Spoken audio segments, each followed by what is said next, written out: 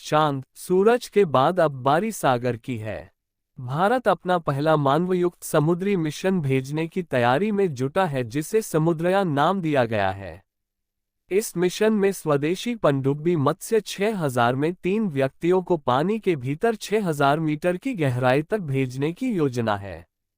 अंतरिक्ष की तरह ही समुद्र भी रहस्यों को समाये हुए है। दुनिया भर में समुद्र को लेकर कई खोजें हुई हैं। अब इस कड़ी में भारत भी अपना मिशन भेजने की तैयारी में है। लिहाजा हमें जानना चाहिए कि समुद्रयान मिशन क्या है, मिशन को लेकर अभी क्या हुआ है, इसका उद्देश्य क्या है, समुद्रयान को कब तक भेजा जाएगा। समुद्रयान मिशन जानने से पहले चैनल को सब्सक्राइब कर ले और वीडियो को अपने दोस्तों में शेयर कर दे। तो चलिए बताते हैं समुद्रयान मिशन क्या है। समुद्रयान परियोजना के तहत गहरे समुद्र के भीतर 3 लोगों को 6000 मीटर की गहराई तक सफलतापूर्वक ले जाने की योजना है। अक्टूबर 2021 में चेन्नई से भारत के पहले मानव युक्त समुद्र मिशन समुद्रयान का शुभारंभ किया गया था। समुद्रयान केंद्रीय पृथ्वी विज्ञान मंत्रालय द्वारा शुरू किया गया एक स्वदेशी समुद्री मिशन है। इस पूरी समुद्रयान परियोजना के लिए 6000 करोड़ रुपये आवंटित किए गए हैं। इसमें लगे वाहन को मत्स्य 6000 नाम दिया गया है, जो टाइटेनियम धातु से बना है। इसका व्यास 2.1 मीटर है। ये यान 3 लोगों को समुद्र की गहराई में ले जाने में सक्षम है। चलिए जान लेते हैं मिशन को लेकर अभी क्या तैयारी हुआ है। सोमवार को समुद्रयान मिशन से जुड़ी तस्वीरें सामने आईं। मिशन में इस्तेमाल होने वाली मत्स्य 6000 की तस्वीरों को साझा करते हुए केंद्रीय पृथ्वी विज्ञान मंत्री किरेन रिजिजू ने बताया कि इसका निर्माण चेन्नई में स्थित राष्ट्रीय महासागर प्रौद्योगिकी संस्थान में किया जा रहा है।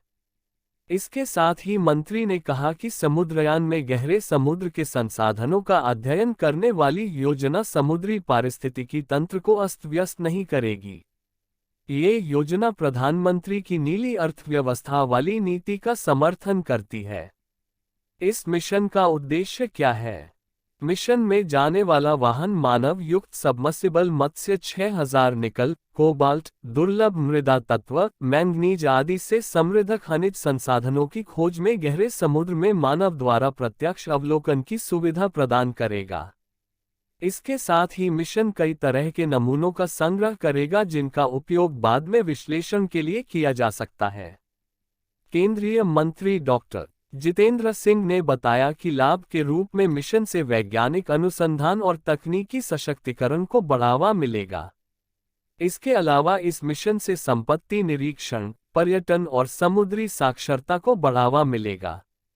भारत की समुद्री स्थिति बहुत व्यापक है, जिसमें 9 तटीय राज्यों और 1382 द्वीपों के साथ 7517 किलोमीटर लंबी तटरेखा भी है। मंत्री के अनुसार इस मिशन का उद्देश्य केंद्र सरकार के न्यू इंडिया के उस दृष्टिकोण को बढ़ावा देना है, जो नीली अर्थव्यवस्था को विकास के 10 प्रमुख आयामों में से एक के रूप में उजागर करता है। समुद्रयान को कब तक भेजा जाएगा? 2024 की दूसरी तिमाही तक मत्स्य 6000 के परीक्षण के लिए तैयार हो जाने की उम्मीद है। डॉक्टर जितेंद्र सिंह ने कहा है कि समुद्रयान अभियान के अगले 3 साल में साकार होने की संभावना है।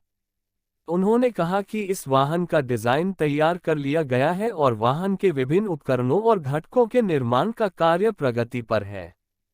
यह मानव सुरक्षा के लिए सामान्य संचालन के अंतर्गत 12 घंटे और आपात स्थिति में 96 घंटे की धारण क्षमता रखता है। बता दें कि केंद्र ने 5 साल के लिए 4077 करोड़ रुपए के कुल बजट में गहन सागर मिशन को स्वीकृति दी थी। 3 वर्षों 2021 और 2024 के लिए पहले चरण की अनुमानित लागत 2823.4 करोड़ रुपए है। प्रधानमंत्री नरेंद्र मोदी ने 2021 और 2022 में लगातार 2 वर्षों के अपने स्वतंत्रता दिवस के संबोधन में गहन समुद्र अभियान डीप सी मिशन का उल्लेख किया था। आइए जानते हैं इस मिशन की अहमियत क्या है। परमाणु ऊर्जा और अंतरिक्ष राज्य मंत्री डॉक्टर जितेंद्र सिंह ने कहा कि यह अभियान नीली अर्थव्यवस्था के युग में भारत के उन प्रयासों की शुरुआत करता है जो आने वाले वर्षों के दौरान भारत की समग्र अर्थव्यवस्था के निर्माण में एक प्रमुख भूमिका निभाने जा रहे हैं।